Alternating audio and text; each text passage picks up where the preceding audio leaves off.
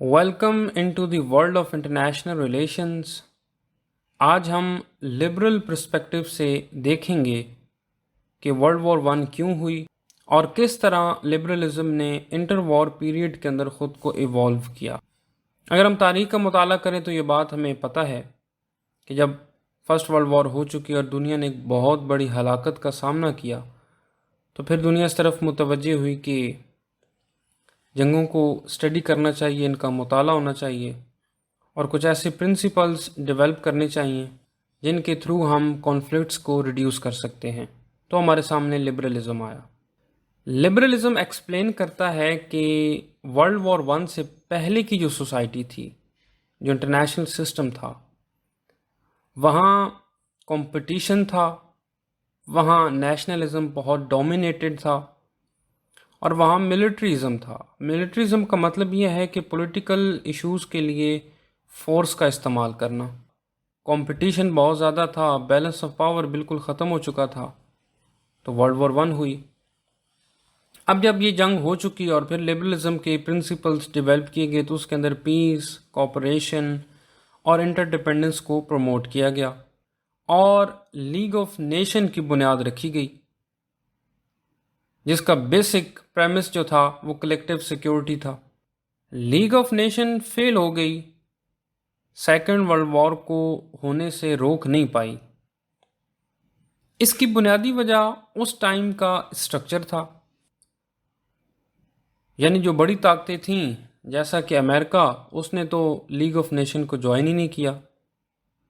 France और Britain ने कोई एक्टिव रोल नहीं प्ले किया, जिसके नतीजे में लीग ऑफ नेशन का फेलियर यकीनी था और सेकेंड वर्ल्ड वॉर हुई।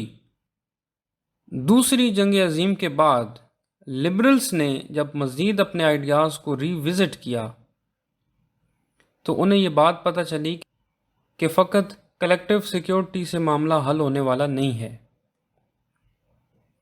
क्योंकि अगर इस कलेक्टिव सिक्योरिटी के प्रिंसिपल को कोई कंट्री, कोई स्टेट वायलेट करती है तो उसको कोई पनिश करने वाला नहीं है। तो फिर हेजेमोनिक इंस्टेबिलिटी थ्योरी सामने आई, जिसका बेसिक क्लेम ये है कि कुछ ऐसी सुपर पावर्स होनी चाहिए कि जो उन ममालिक को पनिश कर सकें जो लिबरल प्रिंसिपल्स को वायलेट करें, और उन स्टेट्स को अप्रिशिएट किया जा सके कि जो लिबरलिज्म के अंदर रहकर काम कर रही हैं। तो फिर जब यूनाइटेड नेशन ऑर्गेनाइजेशन की बुनियाद रखी गई तो वहाँ इस चीज़ का ख्याल रखा गया और सिक्योरिटी काउंसिल के अंदर 5 ममालिक जो उस टाइम के ताकतवर ममालिक थे उन्हें परमानेंट सीट दे दी गई और उन्हें वीटो की पावर दे दी गई ताकि वो इस कलेक्टिव सिक्योरिटी के अंदर अपना एक्टिव रोल प्ले कर सकें।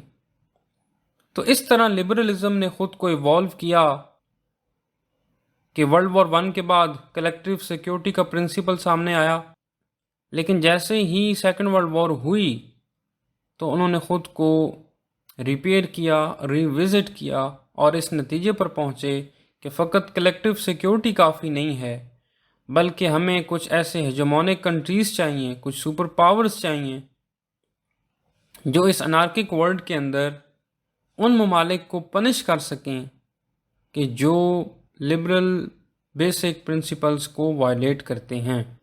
लिबरलिज्म की थ्योरी को हम इस तरह कंक्लूड करते हैं कि इसका बेसिक एम जो है वो पीस, कोऑपरेशन और इंटरडिपेंडेंस है।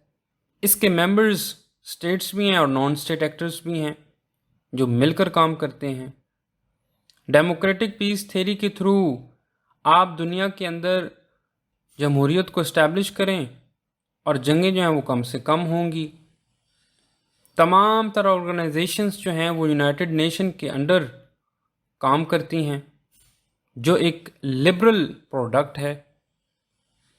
और आखिर में हमने ये देखा कि किस तरह वर्ल्ड वॉर वन के बाद लिबरलिज्म दुनिया में आया और सेकेंड वर्ल्ड वॉर के बाद इसने ख़ुद को रीअसेस किया, रिपेयर किया और रिविज़िट किया।